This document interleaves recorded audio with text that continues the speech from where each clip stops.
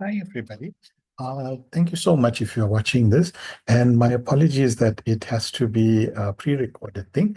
As I had mentioned on the group as well. Unfortunately, my kids are both now, the two big ones are in school and it's end of the year and you have this play and that, uh, uh, you know, um, prize giving and this and that. So in the evenings, we've had to be running around quite a bit. It always happens at the last minute that I need to now sit with you guys and do teaching. And I'd missed yesterday, and then I thought maybe today, and something's come up, and I thought I'd do it on Friday evening, and again something's come up, so that we have to do it like this. So my apologies. So in any case, what I did was pick a slightly shorter topic, and to those who normally join me on the live sessions, it is quite nice to always have you guys. And I'm sorry that we're missing out because you're always asking questions or giving positive feedback or negative feedback, and that helps me as I'm presenting to you guys as well. So here we're going to be talking about, understanding ABGs again and metabolic alkalosis in the emergency department. So luckily, metabolic alkalosis, it's not one of the more common ones that we see, but it is one of the ones that we do see. And I've seen sometimes the guys get a bit confused because we see acidosis so often, and practically every patient is acidotic, that it's quite strange when we suddenly get an alkalotic patients. But you need to know that it does happen and what to do when it does happen. So this was a patient who presented to us. So he's a 52-year-old male. He presents to the emergency department with persistent vomiting for 2 days and generalized weakness. Now, persistent vomiting, even persistent diarrhea, but persistent vomiting much more, of course, is releasing a lot of hydrochloric acid. And hydrochloric acid, the hydrogen, the H plus molecule that's now being removed from the system, is very important in the production of bicarbonate. Now, for those of you who are on the groups, whether it be Telegram or WhatsApp, please go back and have a look at the UCT chemical pathology book that we've put there. Now, that's a free PDF. It's not copyright protected. UCT puts it out, and it's used mainly for their fifth year medical students, but they've put it out for general use by all doctors. And it's an amazing book, especially if you want to understand how the kidney works in terms of acid-base balance, formation of bicarb, inability to form bicarb, renal tubular acidosis, which we're going to discuss soon, and all of these things. And of course, gastric losses, GI losses, things like that. So if you somebody who is a bit weak in that area, it's a good thing to go through. It's about 15 pages and it's not very intense reading. It's similar to this, you've just got a few points on each page and a diagram, and that's how it works. So I would suggest go and look up on it. So our patient is known with hypertension, gastric esophageal reflux disease. He's on proton pump inhibitors already, which already tells you that, we could be going on to a stage of, having less hydrogen, because that's how it works. Your proton pump inhibitors inhibit hydrogen being exchanged into your gastric fluid. So that by having less gastric fluid, you are less likely to have GERD. Antihypertensives, not to such a great extent. So he's a non-smoker, which is great. Occasional alcohol, not much of an issue. Vital signs relatively normal. Heart rate slightly high, but he is a slightly elderly person. And as we can see, maybe not in the best of shape. So possibly that could be having a problem. So the general appearance is alert but fatigued.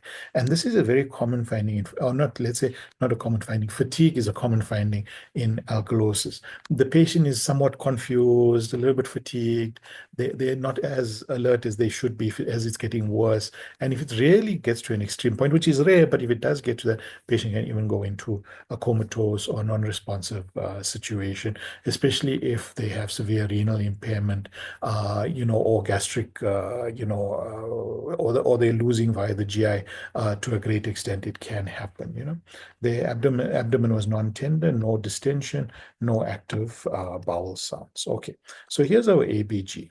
So this is a pH of 7.5, so it's alkalotic, that's for sure.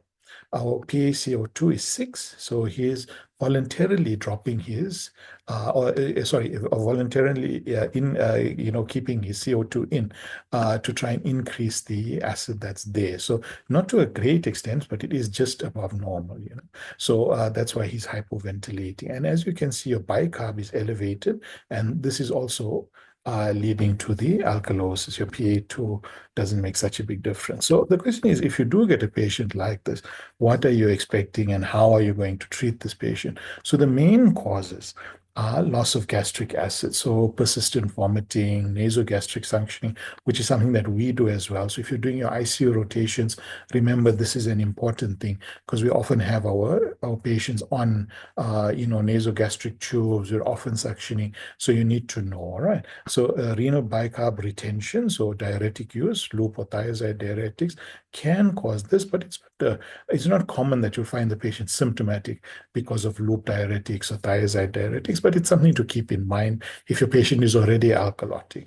And hyperaldosteronism is not something that you'll be able to pick up in the emergency department, but it can happen. Now, this is one that I've seen once before, which is excessive bicarb intake, such as antacids or bicarbonate-containing solution. So I remember, now this was actually when I was a surgeon, surgical medical officer, and this you're talking about now 2006, I was actually able to walk upright. My spine was still, everything was in the normal place. Doc Martens were still in fashion. And we all loved Britney Spears and Justin Bieber. I don't think I'd even been born. So that's how long ago it was, I'd never heard the term skibbity or riz. I still don't understand what those mean. In fact, the other day I read a sentence and it said that the Gronk had challenged the Rizzler to an outtake, and I have no idea what that sentence means. And that's when I realized I'm quite old now.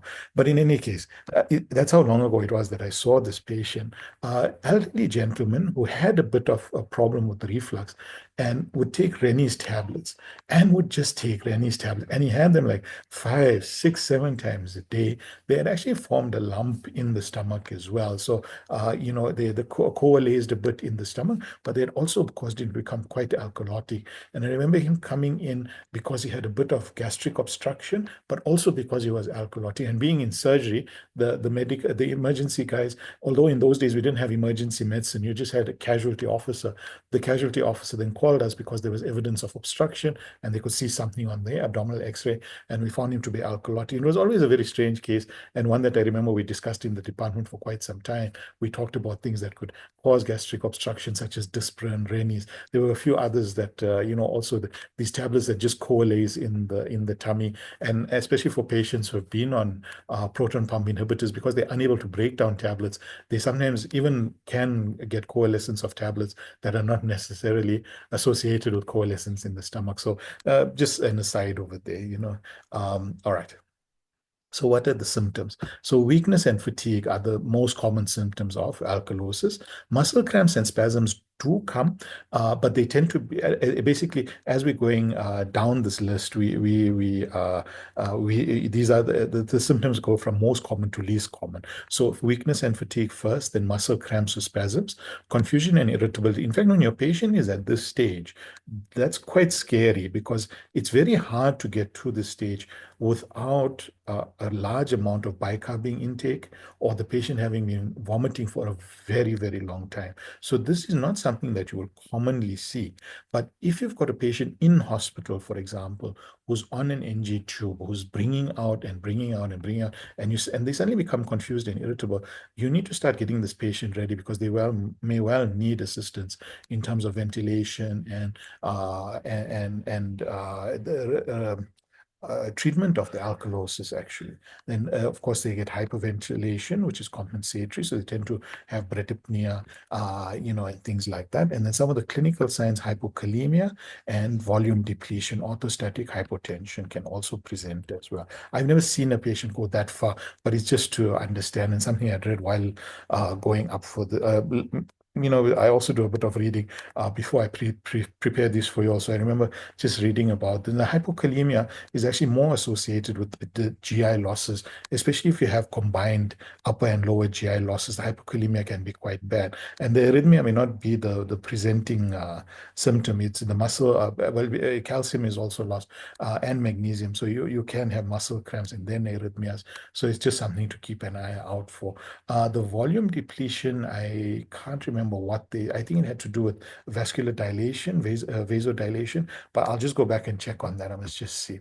So how do we treat this now? We've got this patient, we know he's been vomiting, the ABG shows alkalosis, and generally when we don't see acidosis, we go, the patient is fine. No, actually, you don't need to treat alkalosis. It's just that the way that you do it is a bit different. So what you do is you treat the underlying cause. Instead of having, for example, bicarbonate to treat severe acidosis, for alkalosis, you treat the cause. So in this case, you try and stop the vomiting as aggressively as possible. Or if the patient is on NG suction, then you stop that. You adjust diuretics if they are. Of course, you wouldn't treat hyperaldosteronism unless the patient is known with it. It's not a diagnosis that you generally make in the emergency department. So if we, for example, they say this patient was hypertensive. If he's on hydrochlorothiazide, spironolactone, or any of those, then immediately you say, okay, we're just stopping it for now. You change him onto something else. But the most important thing is to stop the vomiting. So there's a few ways that you can do that. Your hospital should have a protocol in terms of antiemetics and how high they go, but there will eventually be an antiemetic that works. Even if you have to get it from the oncology department, you will find something that should stop it. But most do respond to, for example, our Maxilons, and you can add Buscopan onto that because it just brings down the spasm in the stomach. It reduces the amount of secretions, which can also trigger it off as well, So you correct electrolyte imbalances as well. So if the patient is hypokalemic or hypochloremic, then of course you need to treat that as well. And you just need to be able to, of course, help for any volume depletion and things like that. And you monitor with serial ABGs and electrolytes also. So that's just a